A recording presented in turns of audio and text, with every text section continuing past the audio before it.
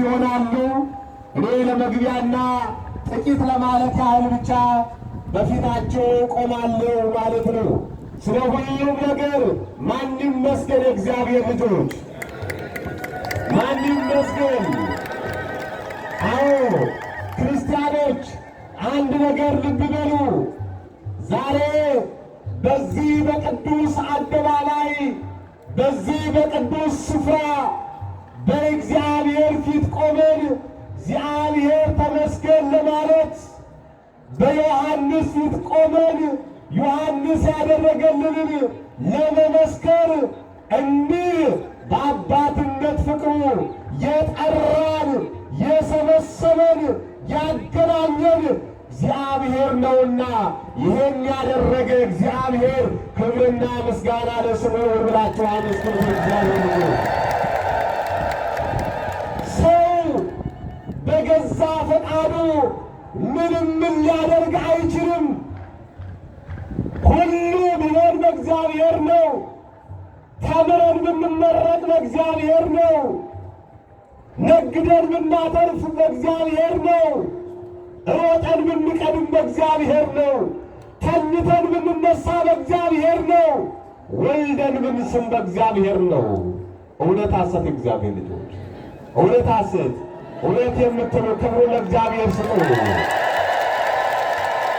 ስለዚህ ሁሉን ያከናወነ ሁሉን የፈቀደ ሁሉን ያደረገ እግዚአብሔር ነው።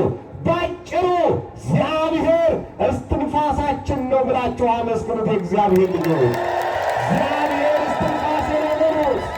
እግዚአብሔር ሕይወቴ ነው በሉት። እግዚአብሔር የመግባት የመውጣት ምስጢር ነው በሉት። እግዚአብሔር የመኖራችን ምስጢር ነው። ክብርና ምስጋና ለስም አጠራሩ እግዚአብሔር ልጆች። አዎ ከእግዚአብሔር ምሕረት ቸርነት ውጪ ከእግዚአብሔር ጥባቆት ውጪ ከእግዚአብሔር ረድኤት ውጪ እኔና እናንተ ሁላችን ከባህር የወጣ አሳ ነን። ከባህር የወጣ አሳ ደግሞ ሕይወት የለውም፣ ህልውና የለውም፣ ኑሮ የለውም። የእኔና የእናንተ ህልውናችን፣ ሕይወታችን፣ እስትንፋሳችን ማነው? ክርስቲያኖች ንገሩኝ፣ ንገሩኝ፣ ማነው? ልባችሁን ሞልታችሁ ንገሩኝ፣ ማነው እስትንፋሳችን? እግዚአብሔር ነው። ክብርና ምስጋና ለስሙ አጠራሩ ይሁን።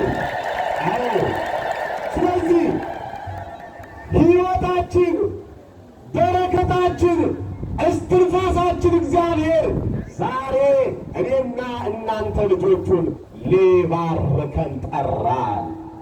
ዓለም ስላላሳረፈችን ሊያሳርፈን ጠራን።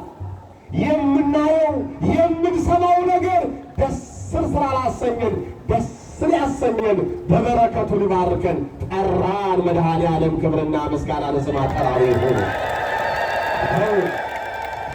የሚያሳርፍ እርሱ ነው፣ የሚያስደስት እርሱ ነው። በዓለምማ ምን ደስታ አለ?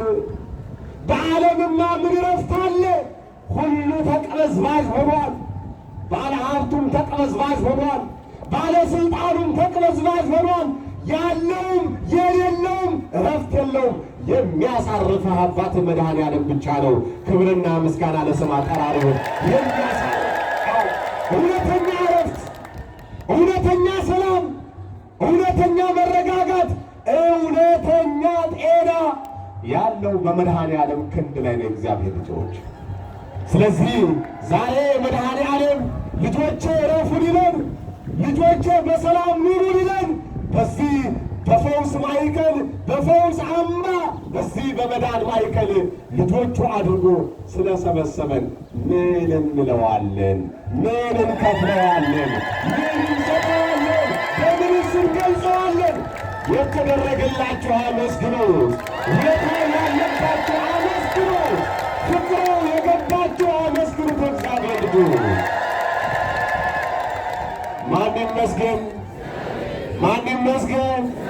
እግዚአብሔር ይመስገን። እግዚአብሔር ልጆች ልጆቹ አድርጎ የፈጠረን በአርአያውና በመልኩ ውብና ድንቅ አድርጎ የፈጠረን እግዚአብሔር ከእኔና ከእናንተ ከልጆቹ የሚጠብቀው አንዳች ነገር ቢኖር ተመስገን በእግዚአብሔር ልጆች ተመስገን፣ ተመስገን፣ በጠዋት ተመስገን፣ በማታ ተመስገን።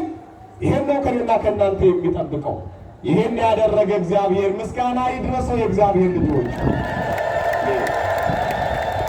ደግሞስ ብናመሰግን ማን በሰጠን አንደበት ነው? ንገሩኝ፣ ማን በሰጠን አንደበት ነው? ብናጨበጭብ ማን በሰጠን እጅ ነው? ቆመን ብንዘምር ማን በሰጠን እግር ነው? ኧረ ሁሉ የእርሱ ነው። ክብር ለእርሱ ለእግዚአብሔር ልጆች። ሁሉን የሰጠ ሁሉን ያከናወነ መድኃኔ ዓለም ነው። አማኑኤል ነው። የድንግል ማርያም ልጅ የማኅፀኗ ፍሬ ኢየሱስ ክርስቶስ ነው። ክብርና ምስጋና ለእርሱ ይሁን። ምስጋና ለእርሱ ይሁን። የእግዚአብሔር ልጆች ዘካርያስ እግዚአብሔር ያስባል። ቃሉ ከኔ ጋር በሉት። ዘካርያስ በሉ። ተናገሩላችሁም። ዘካርያስ ትርጓሜው ምን ማለት ነው? እግዚአብሔር ያስባል። ማን ያስባል? ንገሩን። ማን ያስባል? እግዚአብሔር ያስባል። እግዚአብሔር ያስታውሳል ማለት ነው። ሁላችንንም እግዚአብሔር በቸርነቱ እንዲያስበን በምሕረቱ እንዲያስታውሰን መልካም ፈቃዱ ይሁንልን። የእግዚአብሔር ልጆች እግዚአብሔር ያስባል ይላል ቃሉ። እግዚአብሔር ያስታውሳል። ወዳጆቼ ባካችሁ ይህንን ቃል በውስጣችሁ አውጡት፣ አውርዱት፣ በሕሊናችሁ አመላልሱት። የእግዚአብሔር ድንቅ ሥራውን እዩበት። እግዚአብሔር እንዴት እንደሚያስበን፣ እግዚአብሔር እንዴት እንደሚያስታውሰን፣ እግዚአብሔር እንዴት እንደሚመለከተን ወደ ሕይወታችሁ አስገብታችሁ አጣጥሙት። የእግዚአብሔር ልጆች አዎ ትምህርቱን ባጭሩ ገለጽ ለማድረግ ያህል በዚህ በሉቃስ ወንጌል ምዕራፍ 1 ቁጥር 5 ጀምረን ስንመለከት አንድ የተከበረ ታሪክ ተመዝግቦ እናገኘዋለን። ስለ ብዙ ክብረ ታሪክ የሚናገር የመጽሐፍ ቅዱስ ክፍል ነው። ሁሉንም ማየት አንችልም። ዋና ዋናውን ሐሳብ ብቻ ለማንሳት እንሞክራለን። የእግዚአብሔር ልጆች በዚሁ ክፍል ላይ ስንመለከት ቁጥር 5 ጀምረን ስናይ እንዲህ ተብሎ ተመዝግቦ እናገኛለን። ዘካርያስና ኤልሳቤጥ የሚባሉ ሁለት ጥንዶች በእግዚአብሔር ሕግ ጸንተው ይኖሩ ነበረ ይላል። ያለ ነቀፋና ያለ ነውር በእግዚአብሔር ፊት በትዳር ጸንተው በትዳር ተማምነው በትዳር ተፋቅረው እየኖሩ ሁለቱም ጻድቃን ነበሩ ይላቸዋል። የእግዚአብሔር ልጆች ምንኛ መታደል ነው! በትዳር ይኖራሉ። በትዳር ሕይወታቸውን ይመራሉ። መተማመናቸው ልዩ ነው። ፍቅራቸው ልዩ ነው። አንድነታቸው ልዩ ነው። እንዲሁም ደግሞ በእግዚአብሔር ፊት ጻድቃን ነበሩ ይላቸዋል። በማን ፊት? በማን ፊት? የእግዚአብሔር ልጆች በሰው ፊት ጻድቅ መምሰል ይቻላል። በሰው ፊት እውነተኛ መምሰል ይቻላል። በሰው ፊት ታማኝ መምሰል ይቻላል። ግን ለሕሊናና ለእግዚአብሔር ታምኖ መኖር ከባድ ነው። ቁርጠኝነት ይጠይቃል። ውሳኔ ይጠይቃል። የእግዚአብሔር ልጆች የመጥምቀ መለኮት ቅዱስ ዮሐንስ ወዳጆች በትዳር የምንኖር በመተማመን ለመኖር እንወስን። አዎ በፍቅር ለመኖር እንወስን። ሰው ከሚያየን ይልቅ እግዚአብሔር እንደሚያየን አበክረን እናስተውል። የእግዚአብሔር ልጆች የቅዱስ ዘካርያስና የቅድስት ኤልሳቤጥ ትዳር በእግዚአብሔር የሚጎበኝ ነበረ። እግዚአብሔር ዕለት ዕለት የሚያየው ነበረ። ሆኖም እግዚአብሔር ሲመለከተው ደግሞ ሁለቱም በትዳራቸው ጻድቃን ነበሩ፣ ታማኝ ነበሩ ይላቸዋል የእግዚአብሔር ልጆች። ታዲያ በዚህ ሁኔታ እየኖሩ በዓለም የተረፈው የልጅ በረከት በነ ዘካርያስ ቤት አልነበረም፣ በነ ኤልሳቤጥ ቤት አልነበረም። የልጅ ጠረን ይናፍቃቸው ነበረ። የልጅ ለቅሶ ይናፍቃቸው ነበረ። የልጅ ድምፅ ይናፍቃቸው ነበረ የእግዚአብሔር ልጆች። ስለዚህም ካህኑ ዘካርያስና ቅድስት ኤልሳቤጥ አብዝተው ወደ እግዚአብሔር ይጸልዩ ነበረ። ልጅ እንዲሰጣቸው፣ በልጅ እንዲባርካቸው፣ በልጅ ሕይወታቸውን እግዚአብሔር እንዲያስደስትላቸው ይማጸኑ ይማጸኑ ነበረ፣ ያለቅሱ ነበረ። ዘካርያስ በክህነት በእግዚአብሔር ፊት በቆመ ቁጥር እግዚአብሔርን ጠይቀው ነበረ። ኤልሳቤጥም በምቋም አንስት ሆና ልጅ ትማጸን ነበር። የእግዚአብሔር ልጆች ታዲያ እነርሱ የጠበቁበት ጊዜ፣ እነርሱ የተማጸኑበት ጊዜ፣ እነርሱ ልጅ የናፈቁበት ጊዜ አለፈ። ዘካርያስ አረጀ፣ ኤልሳቤጥም አረጀች ይላል የእግዚአብሔር ልጆች። ታዲያ ካህኑ ዘካርያስ በክህነት ተራው ወቅት የእግዚአብሔርን ቤተ መቅደስ ለማገልገል ወደ ቤተ መቅደስ በገባበት ጊዜ ሕዝቡ ስለ ዘካርያስ ይጸልዩ ነበር ይላል የእግዚአብሔር ልጆች። ይገርማቸዋል። ሕዝቡ በስተውጭ ቆመው ስለ ዘካርያስ ይጸልያሉ። ጸሎቱን ስማለት፣ መዓዛ ዕጣኑን አሻትለት፣ አቅርንተ ምሥዋዕን ሙላለት እያሉ ወደ እግዚአብሔር ይጸልዩለት ነበረ።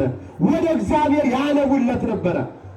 የእግዚአብሔር ልጆች ቤተ ክርስቲያናችን እንዲህ ናት። ሕዝቦች ለካህናት ይጸልያሉ፣ ካህናት ለሕዝቡ ይጸልያሉ፣ ካህናት የእግዚአብሔርን መሥዋዕት ወደ እግዚአብሔር ፊት ያቀርባሉ። በዚህ ስርዓት የምትመራ ቤተ ክርስቲያን ናት እና እንዲህ እያሉ ይጸልዩለት ነበረ። ወደ እግዚአብሔር ጸሎት ያቀርቡለት ነበረ።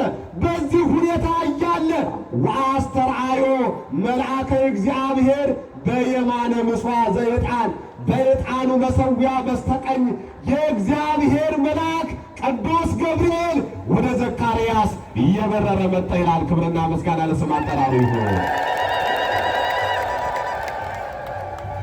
አብሳሪው መልአክ ደስታ ተሸክሞ፣ ብስራት ተሸክሞ፣ የዘካርያስን የጸሎት ምላሽ ተሸክሞ መልአኩ ቅዱስ ገብርኤል ወደ ዘካርያስ እየበረረ መጣ፣ እየተንደረደረ መጣ፣ ክንፉን እያማታ መጣ ይላል። ክብርና ምስጋና ለመልአኩ ይሁን።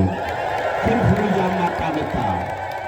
አሁን ወደ 3 ደቂቅ መጥቶ የሚነደውን እሳት ያጠፋላቸው፣ ወደ ቂርቆስና ወደ ኢየሉጣ መጥቶ የነደደውን የፈላውን ውሃ ያበረደላቸው መልአክ ወደ ዘካርያስ መጣ። ወደ ዘካርያስ እየሮጠ መጣ። እንዲህ አለው፣ ኢትፍራ ዘካርያስ እስመ ተሰምዐ ጸሎትከ ትወልድ ለከ ወልደ ኤልሳቤጥ ብእሲትከ።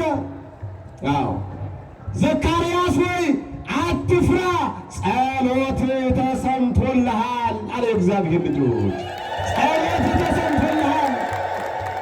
ዘካርያስ ሆይ አትፍራ፣ እግዚአብሔር አስቦሃል፣ እግዚአብሔር አስታውሶሃል፣ እግዚአብሔር ጸሎትን ሰምቶሃል አለ እግዚአብሔር ልጆች። እንዴት ደስ ይላል! እንዴት ደስ ይላል! ክብርና ምስጋና ለእግዚአብሔር ይሁን። እግዚአብሔር አስታውሶሃል፣ እግዚአብሔር አስቦሃል፣ ጸሎት ልመናን ተቀብሏል፣ ለጸሎቱ ምላሽ መጥቶልሃል። አትፍራ፣ አይዞ፣ በርታ፣ እግዚአብሔር ካንተ ጋር ነው አለው። እግዚአብሔር ከሁላችን ጋር ይሁን የእግዚአብሔር ልጆች። ስለዚህ የእግዚአብሔር ልጆች እዚህ ላይ አንድ ነገር ልብ በሉ። ሰው የረሳን፣ ዓለም የረሳን፣ የዚህ ዓለም ነገር የረሳን እግዚአብሔር ያስታውሰናል። የእግዚአብሔር ልጆች አዎ እግዚአብሔር ያስበናል። የእግዚአብሔር ልጆች እግዚአብሔር ሰውን ይረሳው ዘንድ ሰው አይደለም። እግዚአብሔር ሰውን ይዘነጋው ዘንድ ሰው አይደለም። ፍጥረቶቹ ነንና ያስበናል፣ ያስታውሰናል። ክብርና ምስጋና ለስም አጠራሩ ይሁን። ዘካርያስና ኤልሳቤጥ በእነርሱ ሐሳብ ጸሎታችን ተዘንግቷል ብለው ነበረ። እግዚአብሔር አላሰበንም ብለው አጉረምርመው ነበረ። እግዚአብሔር አላስታወሰንም ብለው በልባቸው ፍርሃትና ጭንቀት ሞልቶ ነበረ። እግዚአብሔር ግን በጊዜው ጊዜ ዘካርያስን አሰበ፣ ኤልሳቤጥን አሰበ። ዘካርያስን አስታወሰ፣ ኤልሳቤጥን አስታወሰ። የእግዚአብሔር ልጆች ዛሬ ዓለም የጨለማ ግርዶሽ ጋርዳባችሁ የምታለቅሱ፣ ዛሬ ዓለም የእምባይ ካብ ሆናባችሁ የምትጨነቁ፣ ዛሬ አንዳች ነገር የለኝም ብላችሁ የምትጨነቁ እግዚአብሔር ያስባችኋል፣ እግዚአብሔር ያስታውሳችኋል። እግዚአብሔር ለጸሎታችሁ ምላሽ ይዞ ይመጣልና እግዚአብሔርን አመስግኑት። የእግዚአብሔር ልጆች እግዚአብሔር አንድ ቀን ይመጣል። ወዳጄ ተስፋ አትቁረጡ። የፈጠረን እግዚአብሔር የምናመልከው እግዚአብሔር አንድ ቀን ይመጣል። አንድ ቀን ለኔና ለእናንተ አንድ ቀን አለ። የምንታሰብበት ቀን፣ የምንታወስበት ቀን፣ እግዚአብሔር የምሕረት ፊቱን የሚመልስበት ቀን።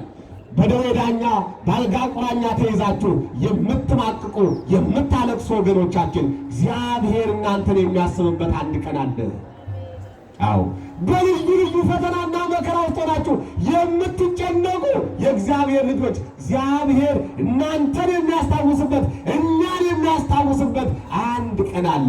እግዚአብሔር ሆይ እኛን ልጆችን አስበን እኛን ልጆችን አስታውሰን ብላችሁ ከምድር እስከ ሰማይ አመስግኑት። የእግዚአብሔር ልጆች አመስግኑት። ዘካርያስን አሰበ፣ ኤልሳቤጥን አሰበ። ዘካርያስ ሚስት ኤልሳቤጥ ወንድ ልጅ ትወልድልሃለች ወትሰምዮ ስሞ ዮሐንስ ወይከውነከ ትፍሥሕተ ወሐሴተ። አዎ ወንድ ልጅ ትወልዳለህ። የምትወልደውም ልጅ ተራ ልጅ አይደለም፣ ተራ ሰው አይደለም፣ ዮሐንስ ይባላል። እርሱም ፍጹም ተድላና ደስታ ይሆንልሃል ብሎ የብስራቱን ዜና ለቅዱስ ዘካርያስ ቅዱስ ገብርኤል ነገረው። የእግዚአብሔር ልጆች አዎ ዮሐንስ ይወለዳል፣ ዮሐንስ ይመጣል አለው። ዮሐንስ ማለት ደግሞ ደስታ ነው አለው። ዮሐንስ ማለት ደግሞ ሰላም ነው። ዮሐንስ ማለት ደግሞ ፍቅር ነው አለ። የእግዚአብሔር ልጆች እውነት ነው። መጥምቀ መለኮት ቅዱስ ዮሐንስ ደስታችን ነው። ክብርና ምስጋና ለስሙ ይሁን። ደስታችን ነው፣ ሰላማችን ነው፣ መጽናኛችን ነው፣ አባታችን ነው፣ አጥማቂያችን ነው። እውነት ሐሰት በሞቴ የምትወዱት አመስግኑት። እርሱ የፍቅር ሐዋርያ ነው። እርሱ የሰላም ሐዋርያ ነው። የሚገርም እኮ ነው። የክርስቶስ መንገድ ጠራጊ፣ የክርስቶስ ወንጌል አስተካካይ፣ ለሁሉ ደስታ የሆነ ለሁሉ ሰላም የሆነ ለሁሉ ፍቅር የሆነ ዮሐንስ ይወለዳል አለው። ዮሐንስ ይገለጣል፣ ዮሐንስ ይመጣል። አንተም ተድላና ደስታ ይሆንልሃል አለው። አንተ ብቻ አይደለም ወብዙኃን ይትፌስሑ በልደቱ፣ በመወለዱም ብዙዎች ደስ ይላቸዋል አለ። ደስ ይበላቸው የእግዚአብሔር ልጆች፣ ብዙዎች ደስ ይላቸዋል። ስንቶች ደስ ይላቸዋል? ስንቶች ደስ ይላቸዋል? እናንተ ደስተኞች ናችሁ? ደስተኞች ናችሁ? ደስ ያላችሁ አመስግኑ እግዚአብሔር ልጆች። አዎ በመወለዱም ብዙዎች ደስ ይላቸዋል። ምክንያቱም እርሱ ደስታ ነው፣ እርሱ ሰላም ነው፣ እርሱ ፍቅር ነው፣ እርሱ የሰላም ሰው ነው አለው ቅዱስ ገብርኤል። የሚገርም እኮ የእግዚአብሔር ልጆች መጥምቀ መለኮት ቅዱስ ዮሐንስ ሰማይንና ምድርን ያገናኘ ሐዋርያ ነው። ለሰማይና ለምድር የከበረ ሐዋርያ ነው። በረከቱ ልዩ ነው። እርሱ ሰላም ነው። የእግዚአብሔር ልጆች አሁን ብዙዎቻችን በዮሐንስ ስም እንጠራለን። ዮሐንስ ዮሐንስ ዮሐንስ የሚባል ስሙ አበዛዙ ግን እንደ ስማችን ግብራችን ስንቶቻችን ይመሳሰላል? ዮሐንስ ደስታ ነው። ስንቶቻችን ዮሐንስ ተብለን ለቤተሰቦቻችን ደስታ ሆነናል፣ ለሀገር ደስታ ሆነናል፣ ለጎረቤት ደስታ ሆነናል። ስንቶቻችን ዮሐንስ ተብለን ለእህት ወንድሞቻችን፣ ለሥራ ባልደረቦቻችን ሰላም ሆነናል፣ ፍቅር ሆነናል። የእግዚአብሔር ልጆች በስም ብቻ መጠራት አይደለም፣ የዮሐንስን ግብር መምሰል ያስፈልጋል። ዮሐንስን በሥራም በግብርም መምሰል ያስፈልጋል። ዮሐንስ ሰላም ነው። ሰላም ይወለድልሃል፣ ፍቅር ይወለድልሃል ተባለ። በመወለድም ብዙዎች ደስ ይላቸዋል። አዎ ቅዱስ ዮሐንስ ሆይ በመወለድህ ደስ ብሎናልና እናከብረሃለን። ክብርና ምስጋና ይድረስ ብለን እናመሰግንሃለን። በመወለዱ ብዙዎች ደስ ይላቸዋል። ገና ከእናቱ ማኅፀን ጀምሮ የሚያሰክር ነገር አይጠጣም። መንፈስ ቅዱስ ይሞላበታል። ብዙዎችን ወደ ጌታ ያቀርባል።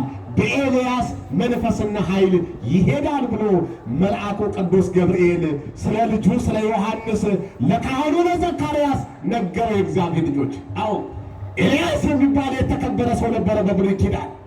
በእግዚአብሔር መንፈስ በእግዚአብሔር ኃይል የሚኖር ልክ በኤልያስ መንፈስ በኤልያስ ኃይል የሚሄድ ከእናት ማፀን ጀምሮ የሚያሰክር ነገር የማይጠጣ ዮሐንስ ይወለድልሃል ብሎ ለካህኑ ዘካርያስ ነገረው።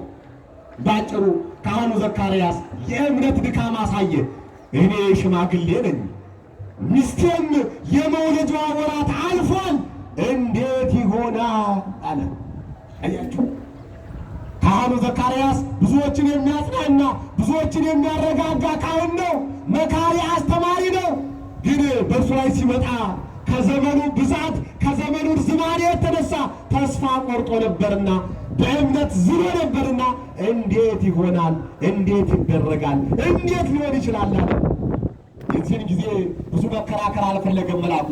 አነ ውእቱ ገብርኤል ዘእቀውም ቅድመ እግዚአብሔር፣ እኔ በእግዚአብሔር ፊት የምቆመው መልአኩ ገብርኤል ነኝ አለ። ክብርና ምስጋና ለስሙ ይሁን። በእግዚአብሔር ፊት የምቆመው የሰውን ጸሎት ልመና ወደ እግዚአብሔር የእግዚአብሔርን ምሕረት ቸርነት ወደ ሰው ልጅ ለማምጣት በሰውና በእግዚአብሔር መካከል የምቆመው ቅዱስ ገብርኤል ነኝ። ቃሌን በጊዜው የሚፈጸመውን አልተቀበልክምና እስከዚያ ድዳ ሁን። ይህንን እውነት አይተህ እስከምትመሰክር ድረስ ድዳ ሁን፣ አንደበትህ ይታሰር፣ ምላስህ ይታሰር ብሎ መልአኩ ቅዱስ ገብርኤል ተቆጣው ይላል። ወዲያውኑ የካህኑ የዘካርያስ አንደበት ታሰረ፣ መናገር ተሳነው፣ አንደበቱ ድዳ ሆነ። እግዚአብሔር ልጆች፣ በዚህ ሁኔታ ከቤተ መቅደሱ ወጥቶ ወደ ሕዝቡ ወጣ። ሕዝቡ ዘግቶባቸው ነበርና ዛሬማ ምን ያህል ራእይ ቢበዛበት ነው? ምን ያህል የእግዚአብሔር ድምፅ ቢበዛበት ነው እስካሁን የቆየው እያሉ ይጠባበቁት ነበረ። ሲወጣ ደግሞ ለልማዱ በፊት ያናግራቸው ነበረ፣ ይመርቃቸው ነበረ፣ ጸሎት ያደርግላቸው ነበረ። በዚያ ዕለት ግን መናገር አልቻለም። አንደበቱ ታስሮ ነበርና ዝም ብሎ ወጥቶ ወደ ቤቱ አመራ፣ ወደ ቤቱ ሄደ። ሕዝቡም ተደነቁ። ዛሬ እየሆነ ያለው ነገር ምንድን ነው ብለው ተጨነቁ ይላል የእግዚአብሔር ልጆች። ካህኑ ዘካርያስም እቤቱ ገብቶ የክህነት አገልግሎቱ ቀን ከተፈጸመ በኋላ ከትዳር አጋሩ ከቅድስት ኤልሳቤጥ ጋር አብሮ አደረ ይላል። በዚህን ጊዜ ሲናፍቁት የነበረው ሲሹት የነበረው ሲመኙት የነበረው መጥምቀ መለኮት ቅዱስ ዮሐንስ ተጸነሰ። የእግዚአብሔር ልጆች ቅዱስ ዮሐንስ በረከት ሆኖ ተሰጣቸው። ቅዱስ ዮሐንስ ደስታ ሆኖ ተሰጣቸው። የእግዚአብሔር ልጆች ኤልሳቤጥ ራሷን ተጠራጠረች። እንዴት ይሆናል? ባሌ አርጅቷል፣ እኔም አርጅቻለሁ፣ እንዴት ሊሆን ይችላል ብላ ይገርማችኋል፣ 5 ወር ጽንሷን ሰወረች፣ ጽንሷን ሸሸገች፣ ጽንሷን ደበቀች ይላታል ቅድስት ኤልሳቤጥን። 5 ወር ሙሉ ሰው እንዳያውቅባት፣ ሰው እንዳይናገርባት፣ እንዲህ ነው እንዳለው እንዳይሏት። አዎ ሽል ከሆነ ይገፋል፣ ቂጣም ከሆነ ይጠፋል እንደሚሉ አበው ጽንስ ከሆነ ይገፋል እያለች በተስፋ በመጠባበቅ 5 ወር ሸሸገች። ጽንሱ እየገፋ ጽንሱ እያደገ ጽንሱ ከፍ ከፍ እያለ መጣ። ያን ጊዜ ኤልሳቤጥ እንዲህ ብላ እግዚአብሔርን አመሰገነች። እግዚአብሔር አሰበኝ አለች። ማን አሰበኝ? ንገሩኝ፣ ማን አሰበኝ? እግዚአብሔር አሰበኝ፣ እግዚአብሔር አስታወሰኝ፣ እግዚአብሔር ነቀፌታዬን አስወገደልኝ አለች። ክብርና ምስጋና ለእግዚአብሔር ይሁን። አዎ ሰዎች ይሰድቧት ነበረ፣ ሰዎች አሽሟጥጧት ነበረ። ይህች በቅሎ ብትወለድ እንጂ የማትወልድ እያሉ፣ ይህች ጦተ ደረቅ እያሉ፣ ይህች ማኅፀነ ደረቅ እያሉ ኤልሳቤጥን ያሽሟጥጡባት ነበረ፣ ይሰድቧት ነበረ፣ ያንጓጥጧት ነበረና እግዚአብሔር ነቀፌታዬን ነቀፌታዬን አስወገደ። እግዚአብሔር ስድቤን አስወገደ። እግዚአብሔር አሰበኝ፣ እግዚአብሔር አስታወሰኝ ብላ እግዚአብሔርን አመሰገነች። እግዚአብሔር ልጆች እግዚአብሔር ሆይ አስታውሰኝ፣ እግዚአብሔር ሆይ አስበኝ ብላችሁ እግዚአብሔርን አመስግኑት። የእግዚአብሔር ልጆች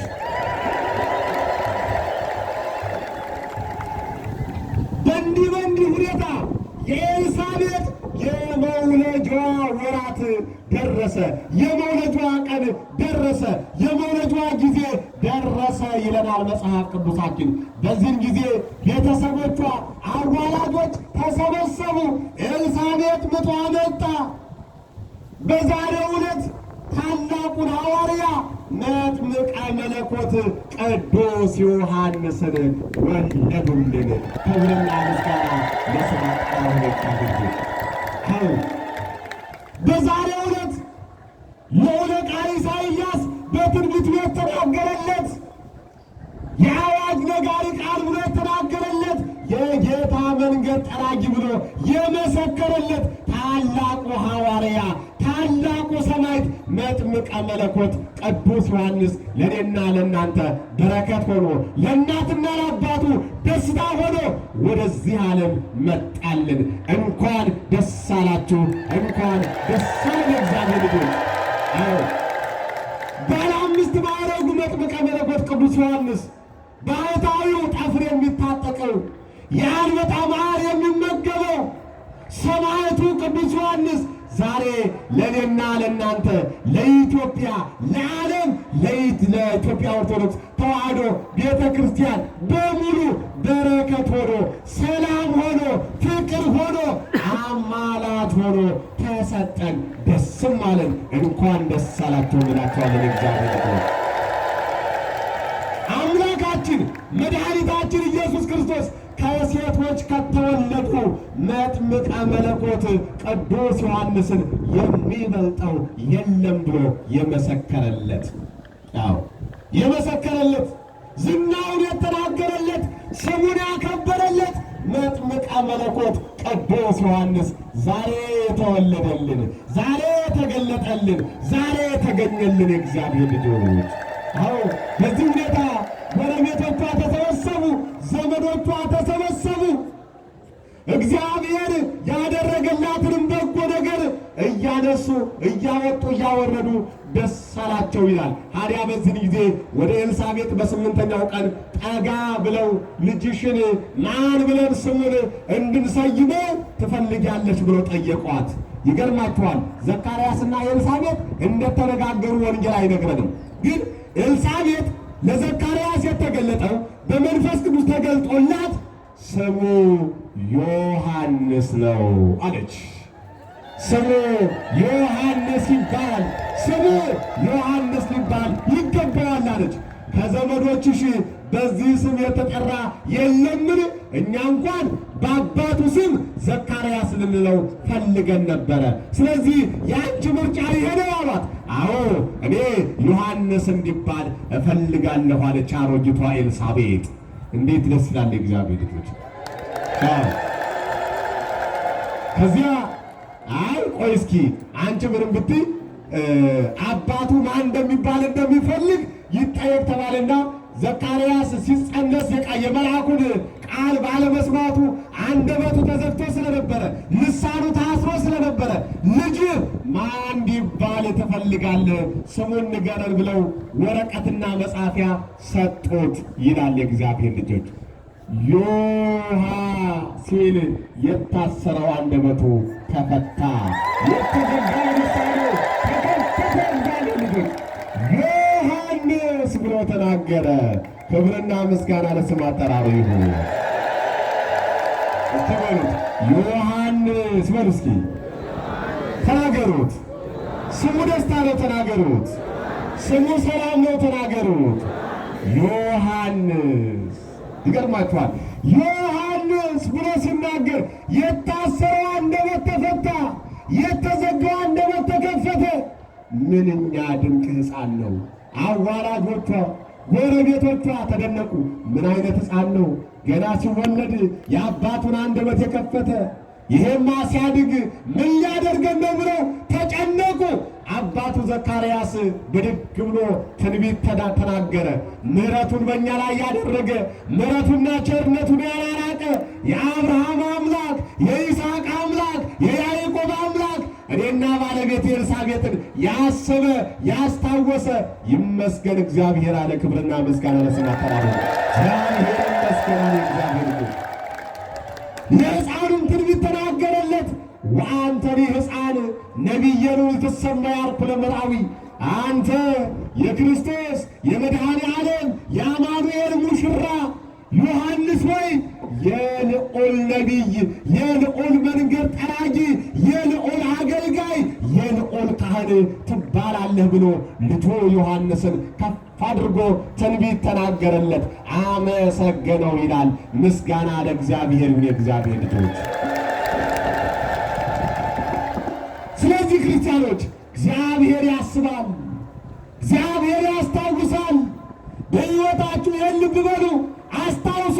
ዘካርያስን አሰበ፣ ኤልሳቤጥን አስታወሰ። እግዚአብሔር ልጆች ዮሐንስን የሚያህል ደስታ ሰጣቸው። ዮሐንስን የሚያህል ባለ ክብር ልጅ አከበራቸው። የእግዚአብሔር ልጆች ዮሐንስ ደግሞ ሲወለድ የእናቱን ነቀፌታ አስወገደ። የተዘጋውን የአባቱን አንደበት ከፈተ። የእግዚአብሔር ልጆች እውነትን ነው የምላችሁ፣ በቅዱስ ዮሐንስ አማላጅነት በዓለም የታሰረብን ነገር ይፈታል። ክብርና ምስጋና ለዮሐንስ ይሁን።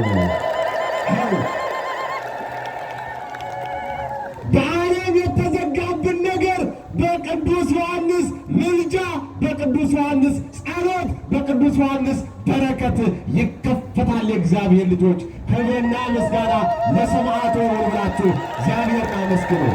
የእግዚአብሔር ልጆች ይህ የቆምንበት ገዳም፣ ይህ የቆምንበት ስፍራ ሰውና እግዚአብሔር የሚገናኙበት፣ አጋንንት የሚሞቱበት፣ ነፍሳት የሚቀደሱበት፣ የዳኑ የታመሙ የሚድኑበት፣ ተስፋ የቆረጡ ተስፋ የሚቀጥሉበት የኢትዮጵያ ዮርዳኖስ፣ የኢትዮጵያ ቤተራባ፣ የኢትዮጵያ የፈውስ ማዕከል ነው። እዚህ ቦታ ላይ ያገናኘን እግዚአብሔር ክብር ይግባው ብላችሁ እግዚአብሔርን አመስግኑት። እግዚአብሔር ልጆች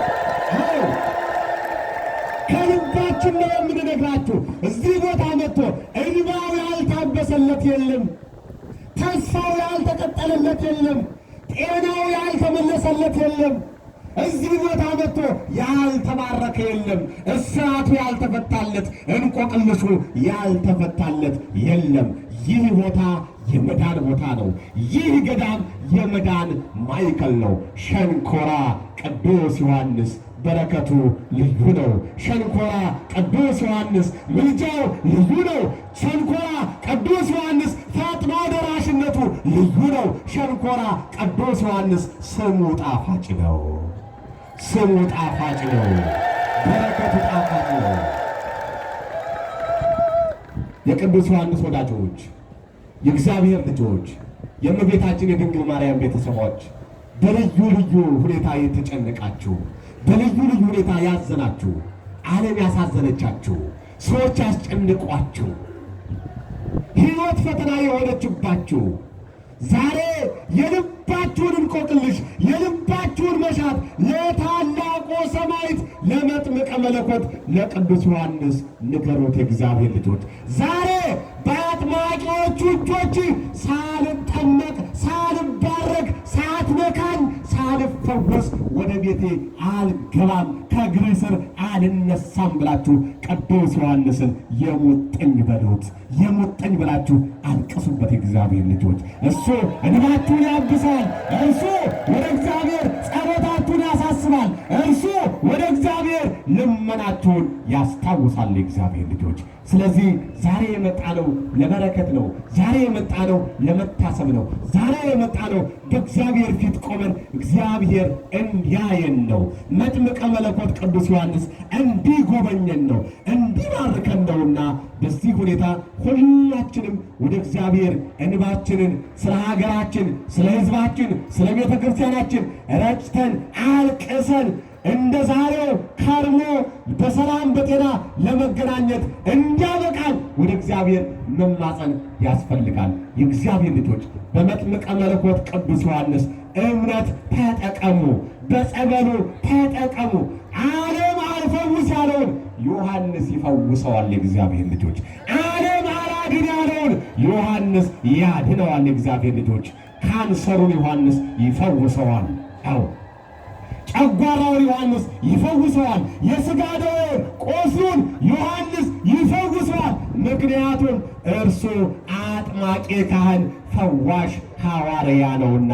በዚህ ልክ ስሙን እየጠራን በጸበሉ በእምነቱ እየተጠቀምን የእግዚአብሔርን ምሕረት ቸርነት ለማየት እንድንበቃ እርሱ እግዚአብሔር ይፍቀድልን። ማን ያስባል? ንገሩኝ። ማን ያስባል? ማን ያስታውሳል? እግዚአብሔር አስበን፣ እግዚአብሔር አስታውሰን። እግዚአብሔር ሆይ ሀገራችን ኢትዮጵያን አስባት። እግዚአብሔር ሆይ ቤተ ክርስቲያናችንን አስባት። እግዚአብሔር ሆይ ሕዝባችንን በምሕረት በቸርነት አስታውስልን ብላችሁ እግዚአብሔርን አሳስቡለት። ዛሬ የደስታ ቀን ነውና፣ ዛሬ ዮሐንስ ወደዚህ ዓለም የመጣበት ዕለት ነውና ሁላችንም ደስታ ተሸክመን ደስታ አዝለን ደስታ አቅፈን ወደ የቤታችን እንድንገባ መጥምቀ መለኮት ቅዱስ ዮሐንስ ይፍቀድልን። የታመምን ድነን፣ ያለቀስን ስቀን፣ ያጎነበስን ቀና ብለን ወደ ቤታችን እንድንገባ የመጥምቀ መለኮት ቅዱስ ዮሐንስ በረከቱ ከሁላችን ጋር ይሁን። አዎ እኔ ለመግቢያ ያህል እንዳልኳችሁ ብፁዕ አባታችን ከኔ ከልጃቸው የጎደለውን ሞልተው የጠመመውን አቃንተው ረቂቁን አጉልተው ያስተምሩናል፣ ይመክሩናል። እኔ እዚህ ላይ ይበቃኛል። እግዚአብሔር ያስባል፣ እግዚአብሔር ያስታውሳል። ዘካርያስ። ወስብሐት ለእግዚአብሔር። ይቆየ